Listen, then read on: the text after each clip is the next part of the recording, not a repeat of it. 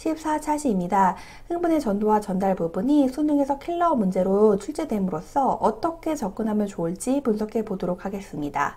먼저 공지사항입니다. 3학년 학생들이 6월 18일 날 모의고사를 봄으로써 중간고사 일정이 앞당겨졌습니다. 참고하시기 바랍니다.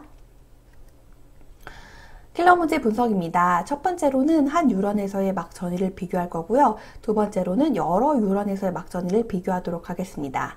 먼저 한 유런에서의 막전위 비교입니다. 1. 자극을 준 지점에서 막전위 변화가 가장 많이 진행된다 라고 하는데요. 이 밑에 그림을 통해서 살펴보면 P 지점에 역지 이상의 자극을 1에 준 거예요. 그럼 자극을 주면은 흥분이 발생하면서 탈분극이 일어나게 되겠죠. 그래서 막전위 변화가 일어나게 될 텐데요. 이때는 흥분의 이동, 즉 도달 시간은 고려하지 않습니다. 왜냐하면 그 순간부터 이제 막전위 변화가 일어나니까 이동하는 데 걸린 시간은 0이 되겠네요. 그리고 막전위 변화 시간이 오로지 총 경과 시간이 되겠습니다. 두 번째로 자극을 준 지점에서 가까울수록 막전위 변화가 더 진행된다 라고 하는데요.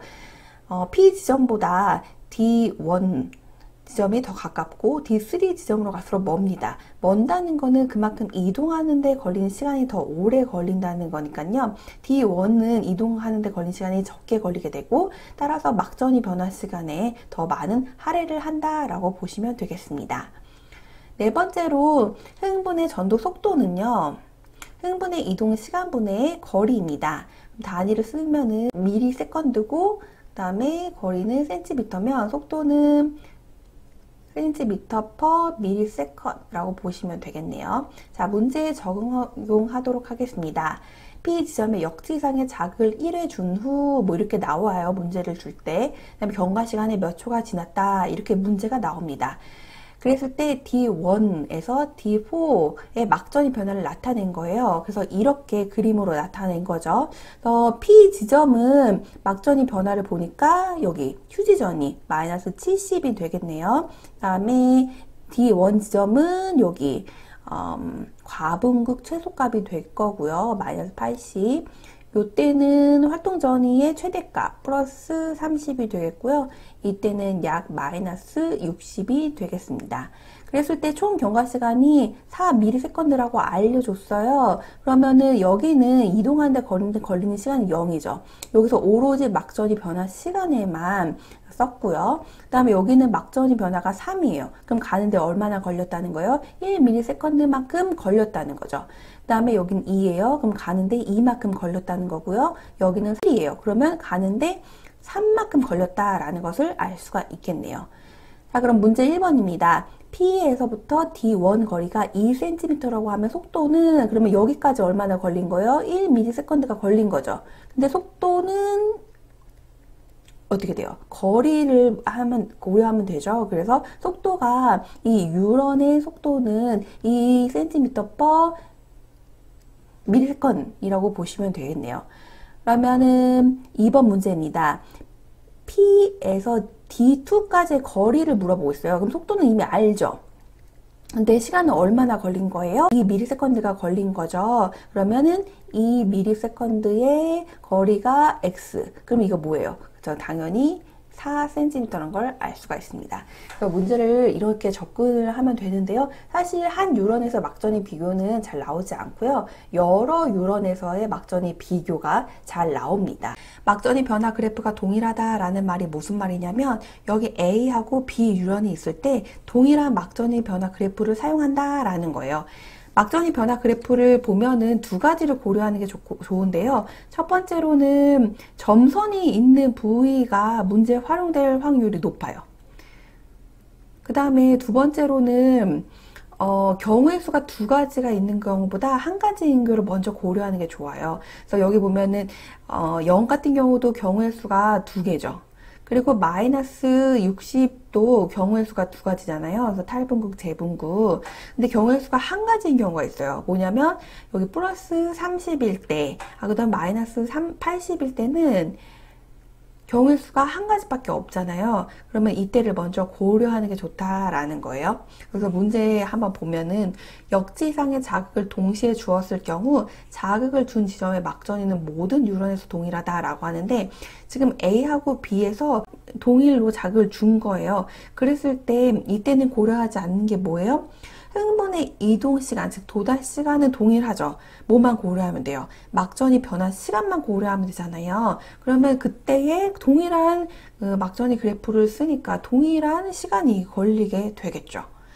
다음에 두 번째로 여러 유런에서 동일한 막전이 변화 시간이라면 전도 속도가 빠른 유런이 더 먼 지점이다. 이 말이 무슨 말이냐면 A에서 D1일 때 마이너스 80이죠. 그러니까 요때라는 거예요. 그 다음에 B에서도 이때가 마이너스 80이죠. 그럼 마이너스 80이에요. 그러면은 가고 3ms가 걸렸고 가고 3ms가 걸렸다는 건 이동 시간이 동일하다라는 거잖아요. 근데 여기가 더 멀리 갔죠. 그러면 이게 더 빠르다라는 거죠. 그래서 동일합니다. 문제도. 근데 그 거리만 나왔어요. 그래서 여기가 마이너스 80이고 여기가 마이너스 80이에요. 그러면 이동 시간이 동일하다는 것은 속도일 때 이동 시간은 고려하지 않고 뭐만 고려하면 돼요? 거리만 고려하면 되겠죠. 그래서 이것만 고려하면 됩니다. 거리가 뭐예요? 여기는 4cm고 여기는 6이죠. 근데 문제에서 여기 신경 B의 흥분 전도 속도는 3이다 라고 알려줬잖아요. 그러면은 여기가 3이라는 거예요.